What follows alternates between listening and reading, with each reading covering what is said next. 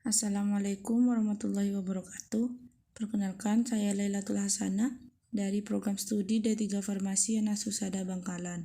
Di sini saya akan menjelaskan sedikit tentang metode kuesioner dari mata kuliah Komunikasi Farmasi. Yang pertama akan saya bahas, yang pertama itu ada definisi dari kuesioner itu sendiri. Sebenarnya ada banyak pengertian dari kuesioner yang bisa diungkapkan oleh para ahli. Kan tetapi di sini saya akan menjelaskan secara umum kuesioner itu bisa dikenal dengan istilah angket yang merupakan salah satu instrumen pengumpul data paling populer yang digunakan dalam penelitian pendidikan maupun sosial. Nah, di dalam kuesioner ini terdapat beberapa pertanyaan atau pernyataan yang berhubungan erat dengan permasalahan penelitian yang hendak dipecahkan. Jadi, kuesioner tersebut disusun sedemikian rupa, lalu disebarkan kepada responden untuk memperoleh berbagai informasi di lapangan. Dalam penelitian kuantitatif, kuesioner ini merupakan instrumen yang paling sering digunakan karena kuesioner ini mempunyai beberapa kelebihan dibanding dengan alat pengumpul data yang lain. Nah, di sini definisi kuesioner menurut Sugiono pada tahun 2005 yaitu daftar pertanyaan yang diberikan kepada orang lain yang bersedia memberikan respon sesuai dengan permintaan pengguna. Kuesioner merupakan teknik pengumpul data yang dilakukan dengan cara memberi seperangkat pertanyaan atau pernyataan secara tertulis kepada responden untuk dijawabnya.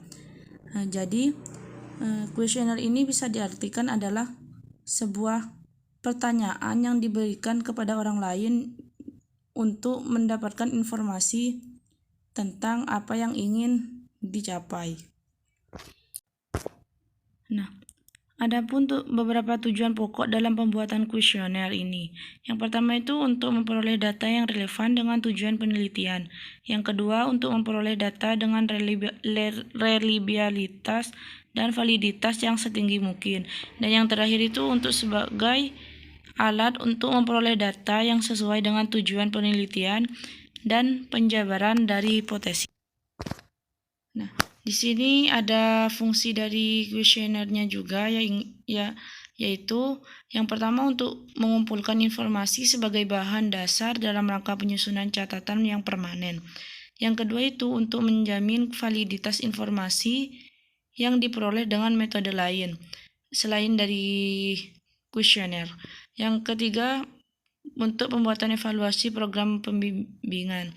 Dan yang terakhir itu untuk mengambil sampling sikap atau pendapat dari responden. Selanjutnya ada jenis-jenis pertanyaan dalam kuesioner.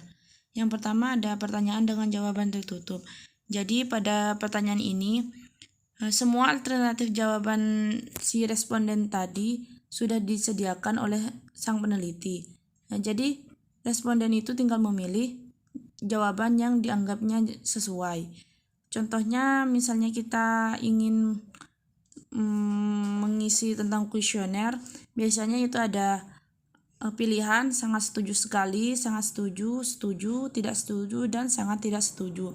Ada juga biasanya yang pilihan sangat simpel, misalnya iya atau tidak.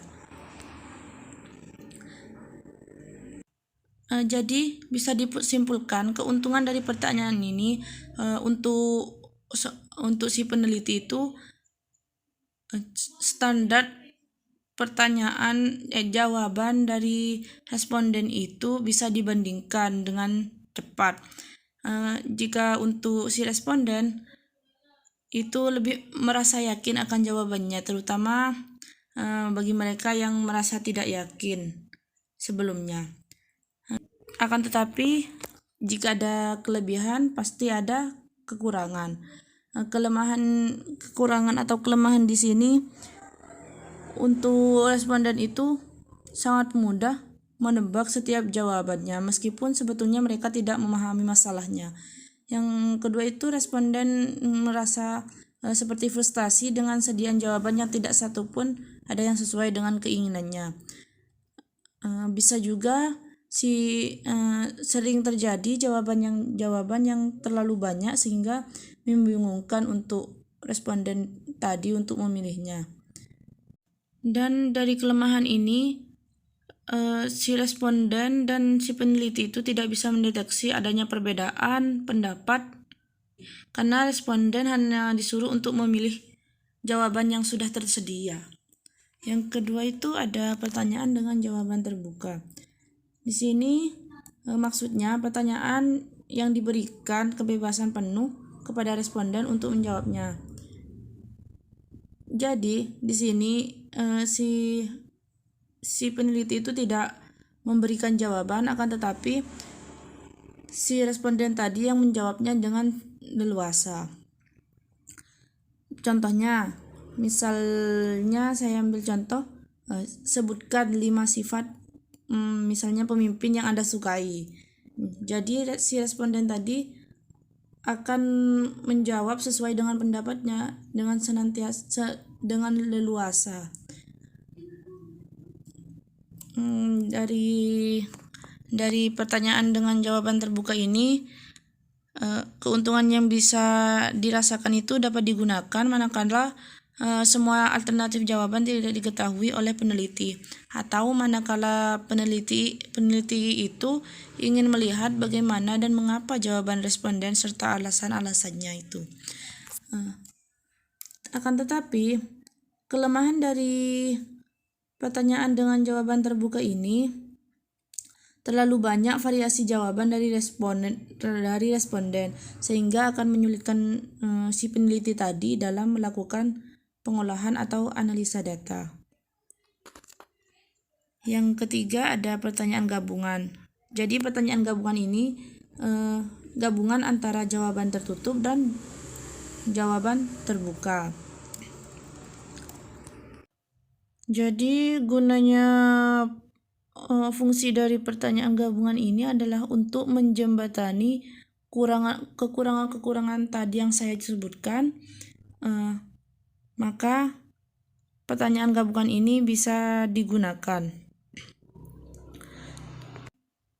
Jadi dengan model tertutup dan pertanyaan terbuka, semua kekurangan yang tadi itu bisa diatasi. Misalnya dalam suatu pertanyaan, di samping disediakan alternatif jawaban oleh si peneliti, juga perlu disediakan alternatif terbuka. Alternatif yang dimaksud ini adalah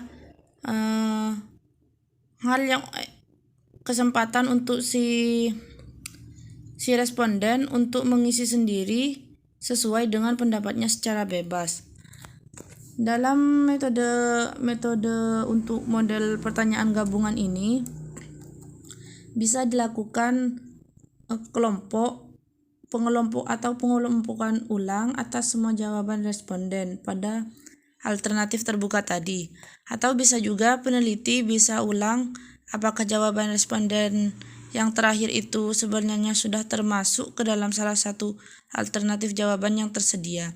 Dan jika ternyata jawabannya itu sama dengan salah satu alternatif jawaban yang tersedia, namun dalam bahasa yang berbeda, peneliti itu bisa menganggapnya sebagai jawaban seperti pada alternatif yang tersedia tadi. Contohnya bisa dilihat sebuah pertanyaan sederhana dengan alternatif jawabannya. Contoh sederhananya itu, tujuan Anda berkunjung ke perpustakaan adalah titik-titik. Yang pertama, mengerjakan tugas-tugas akademik. Kedua, mencari informasi akademik untuk kepentingan tugas dari dosen. Ketiga, menambah wawasan. Dan keempat itu bisa dikasih titik-titik untuk menambah pengetahuan. Jadi responden itu bisa menjawab dengan tulisannya sendiri pada alternatif yang terbuka ini. Kita bisa melihat bahwa sebenarnya jawaban responden tersebut sama atau hampir sama dengan alternatif yang tadi. Contoh lainnya itu adalah pekerjaan Anda. Yang pertama itu saya contohkan pegawai negeri sipil, TNI, yang misalnya yang profesional itu dokter, guru, pengacara, lainnya, dan Misalnya lainnya itu disuruh sebutkan. Cukup sekian dari saya, kurang lebihnya mohon maaf. Wassalamualaikum warahmatullahi wabarakatuh.